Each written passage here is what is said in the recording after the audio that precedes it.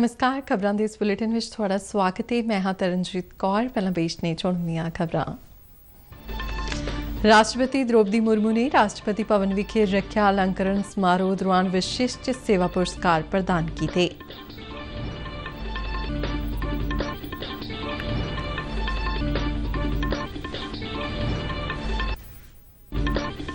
प्रधानमंत्री नरेंद्र मोदी ने कहा है कि यूनीफॉर्म सिविल कोड ना ते विरोधी पार्टियां देश के लोगों को कर रही ने गुमराह। प्रधानमंत्री ने मेरा बूथ सबसे मजबूत प्रोग्राम दौरान पार्टी वर्करां नाल रचाया संवाद। मकान उसारी ते शहरी मामलों बारे मंत्रालय वालों शुरू किया जा रहा है दुनिया का सब तो वड्डा शहरी स्वच्छता सर्वेखण। पनबस और पीआरटीसी के ठेका मुलाजमां वालों हड़ताल नूं लैके पंजाब भर विच बस सेवा प्रभावित।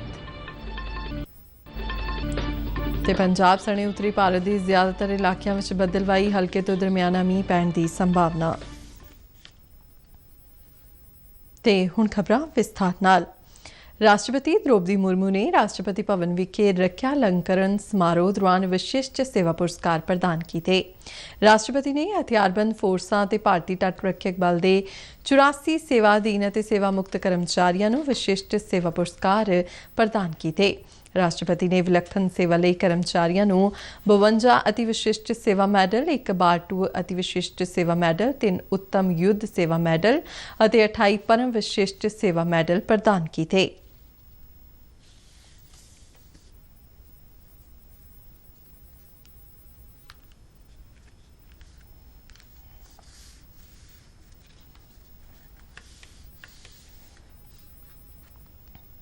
प्रधानमंत्री नरेंद्र मोदी ने कहा कि विरोधी पार्टियां यूनीफॉर्म सिविल कोड के नां ते देश के लोगों को भड़का रही ने।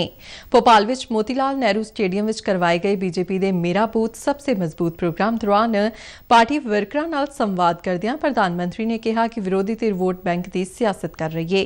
उन्होंने कहा कि भारत का संविधान नागरिकों लिए बराबर के अधिकारों की गल करता है। यूनीफॉर्म सिविल कोड की बनतर बारे चानना पाउंदिआं प्रधानमंत्री ने कहा कि जिवें एक परिवार विच हरेक मैंबर लिए नियम बराबर हुंदे ने, उसी तरह ही समुचे देश के नागरिकों लिए इक्को जिहा कानून होना चाहिए है। पार्टी वर्करां वालों पूछे गए सवालों का जवाब दिंदिआं प्रधानमंत्री ने विरोधी धिर की एकता तो लैके सरकार दीआं योजनावां तक वख-वख विषयां ते चानना पाया। जो तुष्टीकरण करके अपने स्वार्थ के लिए छोटे छोटे कुनबे दूसरों के खिलाफ खड़े कर देते हैं और दूसरी तरफ हम भाजपा के लोग हैं, हमारे संस्कार अलग हैं, हमारे संकल्प बड़े हैं और हमारी प्राथमिकता दल से पहले देश की है। प्रधानमंत्री ने मेरा बूथ सबसे मजबूत प्रोग्राम के तहत समुचे देश के 543 लोक सभा हल्कों के 10 लाख तो वध पार्टी वर्करां नूं संबोधन किया। प्रधानमंत्री दे नाल संवाद लई वख-वख सूबियां तो 3000 वर्करां की चोण की गई सी, जिन्हां ने बूथ पद्धति ते सशक्तिकरण मुहिम विच अहम भूमिका निभाई है ते उन्हां वर्करां नूं प्रधानमंत्री नाल संवाद करन दा मौका दिता गया। प्रधानमंत्री नरेंद्र मोदी ने मध्य प्रदेश के भोपाल विच राणी कमलापति रेलवे स्टेशन तो 5 वंदे भारत रेल गड्डियां नूं हरी झंडी दिखाई।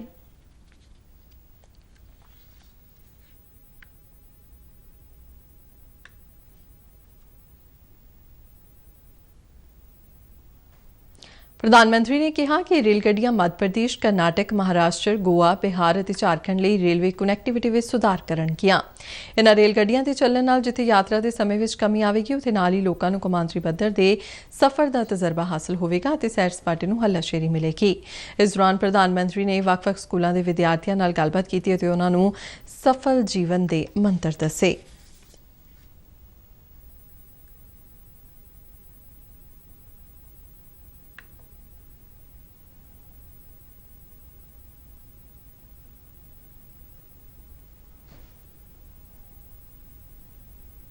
रेल मंत्री अश्विनी वैष्णव ने दस्सिया कि अगले वरे मार्च महीने तक Vande Bharat sleeper rail railway track ते दौड़ेगी। दूरदर्शन खबरां नाल गलबात करदिआं रेल मंत्री ने कहा कि स्लीपर डब्बियां नूं डिजाइन करन दा काम आखिरी गेड़ तक पहुंच गया है ते इस वरे दसंबर महीने तक मुकम्मल कर लिया जाएगा। उन्होंने दस्सिया कि इस दे समानांतर ही स्लीपर डब्बियां दे निर्माण दा काम भी चल रहा है। स्लीपर कोच की वंदे स्लीपर की डिज़ाइन बहुत एडवांस्ड स्टेज में चल रही है। दिसंबर तक डिज़ाइन कंप्लीट हो जाएगी। मैन्युफैक्चरिंग भी इन पैरेलल चल रही है। मार्च तक वंदे स्लीपर भी आ जाएगी। अगले साल के मार्च तक वंदे स्लीपर भी आ जाएगी। ਕੇਂਦਰੀ ਸੜਕ ਆਵਾਜਾਈ ਅਤੇ ਸ਼ਾਹਰਾਹ ਮੰਤਰੀ ਨਿਤਿਨ ਗਡਕਰੀ ਨੇ ਕਿਹਾ ਕਿ ਦੇਸ਼ ਦੀ ਬਦਲਦੀ ਤਸਵੀਰ ਨੂੰ ਦੁਨੀਆ ਨੇ ਵੇਖਿਆ ਹੈ। ਨਵੀਂ ਦਿੱਲੀ ਵਿਖੇ ਇੱਕ ਪ੍ਰੈਸ ਕਾਨਫਰੰਸ ਨੂੰ ਸੰਬੋਧਨ ਕਰਦਿਆਂ ਕੇਂਦਰੀ ਮੰਤਰੀ ਨੇ ਆਪਣੇ ਮੰਤਰਾਲੇ ਦੀਆਂ ਪ੍ਰਾਪਤੀਆਂ ਬਾਰੇ ਦੱਸਿਆ। ਉਨ੍ਹਾਂ ਮੰਤਰਾਲੇ ਦੇ ਵੱਖ-ਵੱਖ ਪ੍ਰੋਜੈਕਟਾਂ ਦਾ ਜ਼ਿਕਰ ਕਰਦਿਆਂ ਕਿਹਾ ਕਿ ਦਿੱਲੀ ਅੰਮ੍ਰਿਤਸਰ ਕਟੜਾ ਐਕਸਪ੍ਰੈਸਵੇ ਦੇ ਬਣਨ ਨਾਲ ਯਾਤਰਾ ਦੇ ਸਮੇਂ ਵਿੱਚ ਭਾਰੀ ਕਮੀ ਆਵੇਗੀ। ਉਨ੍ਹਾਂ ਕਿਹਾ ਕਿ ਦਿੱਲੀ ਤੋਂ ਅੰਮ੍ਰਿਤਸਰ ਦਾ ਸਫ਼ਰ ਜੋ 10 ਘੰਟਿਆਂ ਵਿੱਚ ਹੁੰਦਾ ਹੈ ਉਹ ਕੇਵਲ 4 ਘੰਟਿਆਂ ਵਿੱਚ ਹੋਵੇਗਾ। ਨਿਤਿਨ ਗਡਕਰੀ ਨੇ ਕਿਹਾ ਕਿ ਸੜਕਾਂ ਦੇ ਨਿਰਮਾਣ ਵਿੱਚ ਪਲਾਸਟਿਕ ਕਚਰੇ ਅਤੇ ਬਾਂਸ ਦੀ ਵਰਤੋਂ ਕੀਤੀ ਜਾ ਰਹੀ ਹੈ। ਇਸ ਤੋਂ ਇਲਾਵਾ ਇਲੈਕਟ੍ਰੋਨਿਕ ਵਾਹਨਾਂ ਨੂੰ ਵੀ ਪ੍ਰਫੁੱਲਿਤ ਕੀਤਾ ਜਾ ਰਿਹਾ ਹੈ। ਕੇਂਦਰੀ ਮੰਤਰੀ ਨੇ NHAI ਦੇ ਰਾਹੀਂ ਰਾਸ਼ਟਰ ਨਿਰਮਾਣ ਵਿੱਚ ਨਿਵੇਸ਼ ਕਰਨ ਦਾ ਸੱਦਾ ਦਿੱਤਾ। ਉਨ੍ਹਾਂ ਕਿਹਾ ਕਿ ਪਹਿਲਾਂ ਕੇਵਲ ਅਮੀਰ ਲੋਕ ਹੀ NHAI ਦੇ ਫੰਡ ਵਿੱਚ ਨਿਵੇਸ਼ ਕਰਦੇ ਸਨ, ਪਰ ਹੁਣ ਆਮ ਲੋਕ ਵੀ ਉਸ ਦਾ ਹਿੱਸਾ ਬਣ ਸਕਦੇ ਨੇ। ਉਨ੍ਹਾਂ ਦੱਸਿਆ ਕਿ ਮੌਜੂਦਾ ਸਮੇਂ ਦੇਸ਼ ਵਿੱਚ ਰੋਜ਼ਾਨਾ 11 ਤੋਂ 30 ਕਿਲੋਮੀਟਰ ਸੜਕ ਦਾ ਨਿਰਮਾਣ ਹੋ ਰਿਹਾ ਹੈ ਅਤੇ ਸਮਾਜ ਦੇ ਸਹਿਯੋਗ ਨਾਲ ਵੱਡੇ ਪੱਧਰ ਤੇ ਰੁੱਖ ਲਗਾਉਣ ਦਾ ਕੰਮ ਜਾਰੀ ਹੈ। ਕੇਂਦਰੀ ਵਣਜ ਤੇ ਸਨਅਤ ਮੰਤਰੀ ਪਿਊਸ਼ ਗੋਇਲ ਨੇ ਦੱਸਿਆ ਕਿ ਪਿਛਲੇ 3 ਸਾਲਾਂ ਵਿੱਚ ਗਵਰਨਮੈਂਟ ਮਾਰਕੀਟ ਪਲੇਸ ਡੈਮ ਰਾਹੀਂ ਵਪਾਰ ਵਿੱਚ 10 ਗੁਣਾ ਵਾਧਾ ਦਰਜ ਕੀਤਾ ਗਿਆ ਹੈ। ਕੇਂਦਰੀ ਮੰਤਰੀ ਪਿਊਸ਼ ਗੋਇਲ ਨੇ ਨਵੀਂ ਦਿੱਲੀ ਵਿਖੇ ਕ੍ਰੇਤਾ ਵਿਕਰੇਤਾ ਗੌਰਵ ਸਨਮਾਨ ਸਮਾਰੋਹ 2023 ਨੂੰ ਸੰਬੋਧਿਤ ਕਰਦਿਆਂ ਇਸ ਸਰਕਾਰੀ ਪਲੇਟਫਾਰਮ ਦੀ ਪ੍ਰਗਤੀ ਵਿੱਚ ਅਹਿਮ ਯੋਗਦਾਨ ਦੇਣ ਵਾਲੇ ਸਾਰੇ ਹਿੱਸੇਦਾਰਾਂ ਦੀ ਸ਼ਲਾਘਾ ਕੀਤੀ। ਉਨ੍ਹਾਂ ਕਿਹਾ ਕਿ ਜੈਮ ਨੇ ਸਮੁੱਚੇ ਦੇਸ਼ ਵਿੱਚ ਜਨਤਕ ਖਰੀਦ ਪ੍ਰਕਿਰਿਆ ਵਿੱਚ ਵੱਡਾ ਬਦਲਾਅ ਲਿਆਂਦਾ ਹੈ। ਉਨ੍ਹਾਂ ਕਿਹਾ ਕਿ ਇਸ ਪਲੇਟਫਾਰਮ ਦੇ ਜ਼ਰੀਏ ਲੋਕ ਭਲਾਈ ਪ੍ਰੋਜੈਕਟਾਂ ਵਿੱਚ ਦੇਸ਼ ਦੇ ਕਰਦਾਤਾਵਾਂ ਦੇ ਪੈਸੇ ਦੀ ਵੱਡੀ ਬਚਤ ਹੋਈ ਹੈ। ਕੇਂਦਰੀ ਮੰਤਰੀ ਨੇ ਦੱਸਿਆ ਕਿ ਮਾਲੀ ਵਰ੍ਹੇ 2022-23 ਵਿੱਚ ਜੈਮ ਦੇ ਜ਼ਰੀਏ 3 ਲੱਖ ਕਰੋੜ ਰੁਪਏ ਦਾ ਵਪਾਰ ਹੋਇਆ ਹੈ। ਕੇਂਦਰੀ ਮੰਤਰੀ ਨਾਰਾਇਣ ਰਾਣੇ ਨੇ ਕਿਹਾ ਹੈ ਕਿ ਸੂਖਮ, ਛੋਟੇ ਤੇ ਦਰਮਿਆਨੇ ਉਦਮਾਂ ਨੇ ਦੇਸ਼ ਦੀ GDP ਵਿੱਚ 30% ਯੋਗਦਾਨ ਪਾਇਆ ਹੈ।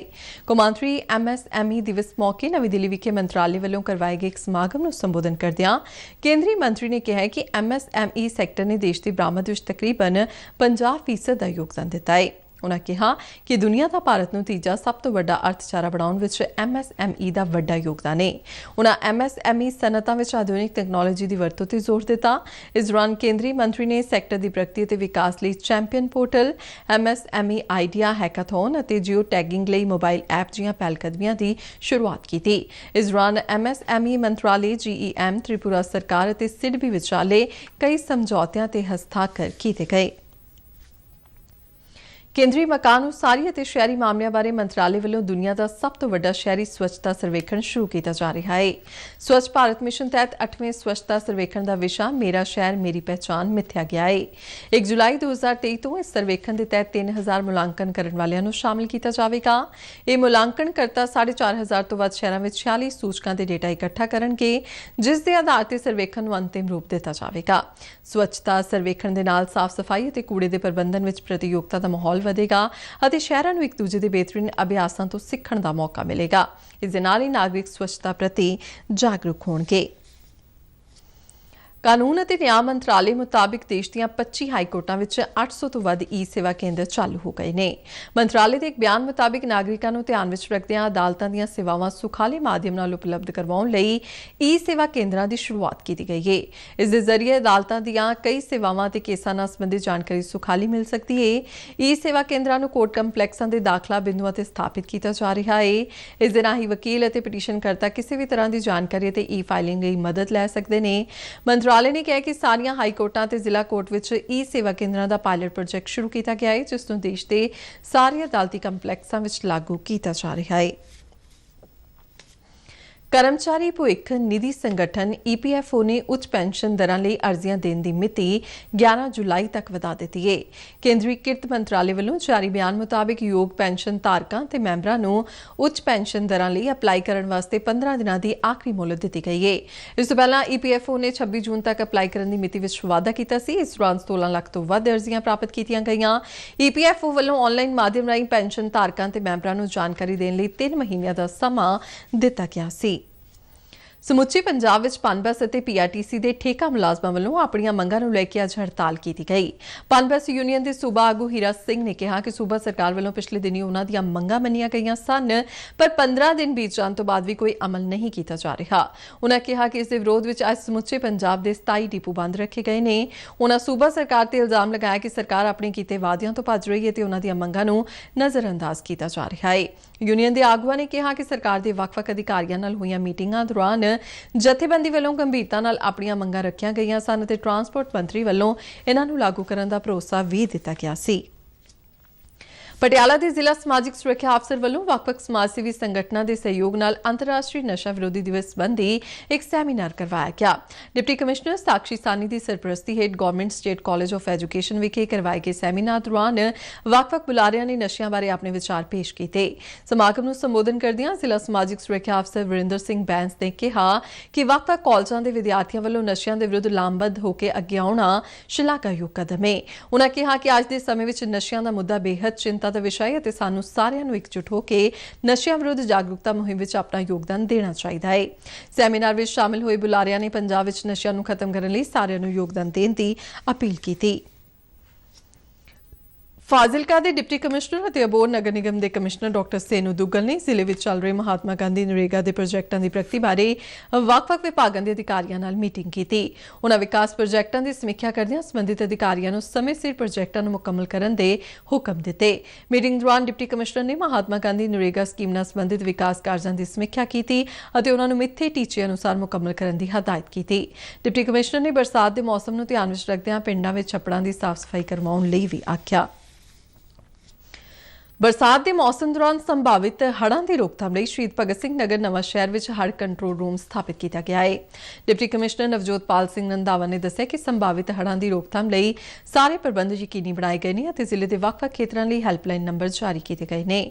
ਡਿਪਟੀ ਕਮਿਸ਼ਨਰ ਨੇ ਦੱਸਿਆ ਕਿ ਹੜ੍ਹਾਂ ਦੀ ਸਥਿਤੀ ਬਣਨ ਦੀ ਸੂਰਤ ਵਿੱਚ ਕੋਈ ਵੀ ਨਾਗਰਿਕ ਕੰਟਰੋਲ ਰੂਮ ਦੇ ਨੰਬਰਾਂ ਤੇ ਜਾਣਕਾਰੀ ਦੇ ਸਕਦਾ ਹੈ ਅਤੇ ਪ੍ਰਸ਼ਾਸਨ ਵੱਲੋਂ ਤੁਰੰਤ ਉਸ ਤੇ ਕਾਰਵਾਈ ਨੂੰ ਯਕੀਨੀ ਬਣਾਇਆ ਜਾਵੇਗਾ ਤੇ ਹਰ ਸਮੱਸਿਆ ਦਾ ਹੱਲ ਪਹਿਲ ਦੇ ਆਧਾਰ ਤੇ ਕੀਤਾ ਜਾਵੇਗਾ। ਸਾਹਿਬਜ਼ਾਦਾ ਅਜੀਤ ਸਿੰਘ ਨਗਰ ਜ਼ਿਲ੍ਹੇ ਦੇ ਪਿੰਡ ਜੁਝਾਰ ਨਗਰ ਵਿਖੇ ਸਿਹਤ ਵਿਭਾਗ ਵੱਲੋਂ ਬਰਸਾਤੀ ਮੌਸਮ ਨੂੰ ਧਿਆਨ ਵਿੱਚ ਰੱਖਦਿਆਂ ਮਲੇਰੀਆ ਸੰਬੰਧੀ ਜਾਗਰੂਕਤਾ ਕੈਂਪ ਲਗਾਇਆ ਗਿਆ।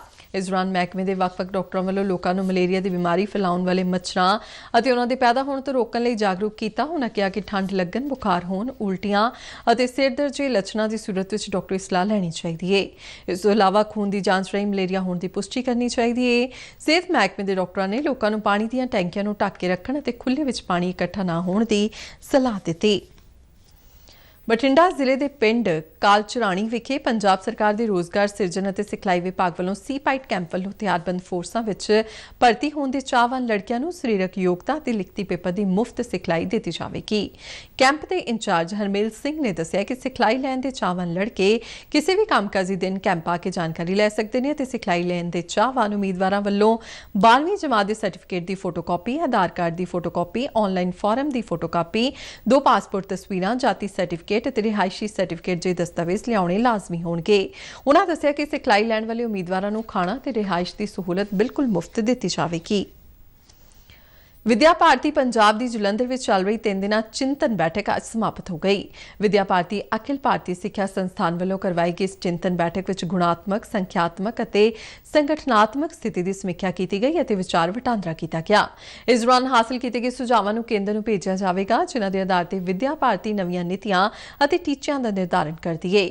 ਵਿਦਿਆ ਭਾਰਤੀ ਦੇ ਉੱਤਰੀ ਖੇਤਰ ਦੇ ਮੀਤ ਪ੍ਰਧਾਨ ਸੁਰਿੰਦਰ ਅਤਰੀ ਨੇ ਬੈਠਕ ਦੇ ਸਮਾਪਤੀ ਸਮਾਗਮ ਨੂੰ ਸੰਬੋਧਨ ਕਰਦਿਆਂ ਕਿਹਾ ਕਿ ਰਾਸ਼ਟਰੀ ਸਿੱਖਿਆ ਨੀਤੀ 2020 ਵਿੱਚ ਬਾਲ ਵਾਟਿਕਾ ਦਾ 90% ਸਰੂਪ ਵਿਦਿਆ ਭਾਰਤੀ ਤੋਂ ਲਿਆ ਗਿਆ ਹੈ।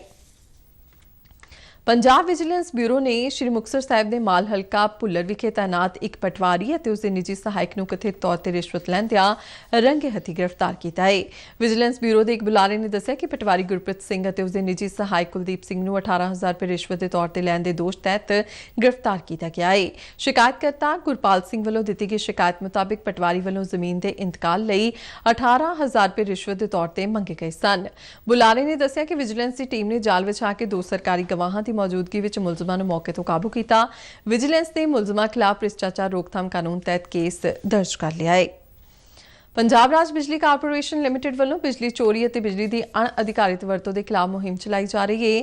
PSPCL ਦੇ ਬੁਲਾਰੇ ਨੇ ਦੱਸਿਆ ਕਿ ਅੰਮ੍ਰਿਤਸਰ, ਬਠਿੰਡਾ, ਜਲੰਧਰ, ਲੁਧਿਆਣਾ ਤੇ ਪਟਿਆਲਾ ਸਰਕਲਾਂ ਦੀਆਂ ਐਨਫੋਰਸਮੈਂਟ ਟੀਮਾਂ ਨੇ ਪਿਛਲੇ 2 ਦਿਨਾਂ ਦੌਰਾਨ 450 ਤੋਂ ਵੱਧ ਖਪਤਕਾਰਾਂ ਦੇ ਘਰਾਂ ਦੀ ਚੈਕਿੰਗ ਕੀਤੀ ਅਤੇ 40 ਖਪਤਕਾਰਾਂ ਨੂੰ 15,70,000 ਰੁਪਏ ਦੇ ਜੁਰਮਾਨੇ ਕੀਤੇ।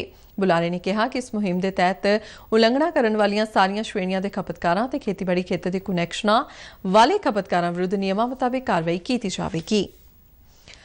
मौसम महकमे मुताबिक दक्षिण पश्चिमी मानसून देश के 80% तो ज्यादा हिस्से में सरगर्म हो गया है। पंजाब सने उत्तरी भारत के सूबਿਆਂ ਵਿੱਚ मानसून का पहला मीह पैਣ ਨਾਲ तापमान ਵਿੱਚ औसतन 5 ਤੋਂ 6 डिग्री ਸੈਲਸੀਅਸ ਦੀ ਗਿਰਾਵਟ ਦਰਜ ਕੀਤੀ ਜਾ ਰਹੀ ਹੈ। सूबे ਵਿੱਚ ਅੱਜ ਵੀ ਜ਼ਿਆਦਾਤਰ ਹਿੱਸਿਆਂ ਵਿੱਚ ਬੱਦਲਵਾਈ ਛਾਈ ਹੋਈ ਹੈ ਤੇ ਮਿੱਠੀਆਂ ਹਵਾਵਾਂ ਵਗ ਰਹੀਆਂ ਨੇ।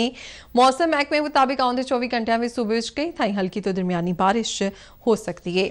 इस दौरान मौसम महकमे ने हिमाचल प्रदेश और उत्तराखंड में भारी मीह की भविष्यवाणी करदियां सैलानियों को अपनी सुरक्षा को तरजीह देने की सलाह दी है।